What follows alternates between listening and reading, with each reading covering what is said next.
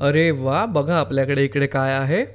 तर आपल्याकडे इथे खेळण्याची ट्रेन आहे आणि हे त्याचं इंजिन आहे आणि त्याच्या पुढे या ट्रेनचे डबे आहेत. तर चला आपण हे डबे मोजूया आता.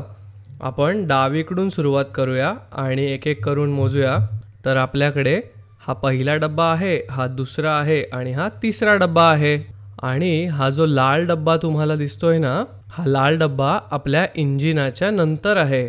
म्हणजेच आपण डावीकडून उजवीकडे जातो म्हणून आपण असं म्हणतो की हा लाल डब्बा जो आहे, हा लाल डब्बा हा इंजिन नंतर आहे. आणि जर हा लाल डब्बा इंजिन नंतर असेल याचाच अर्थ काय, तर आपण असं म्हणू शकतो की हे जे इंजिन आहे, हे इंजिन हे लाल डब्याच्या आधी आहे.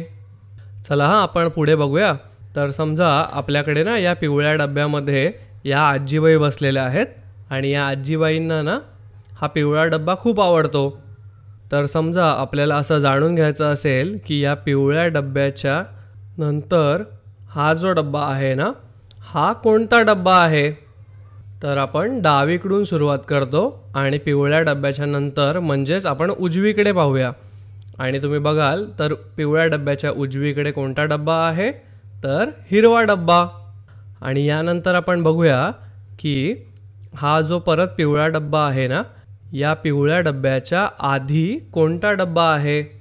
तर आपण आधी म्हणजेच डावीकडे पाहायचे आणि या पिवळ्या डब्याच्या डावीकडे कोणता डब्बा आहे, तर तो आहे लाल डब्बा. चला हे खूपच मजेशीर आहे. आपण अजून एक पुढचा प्रश्न बघूया.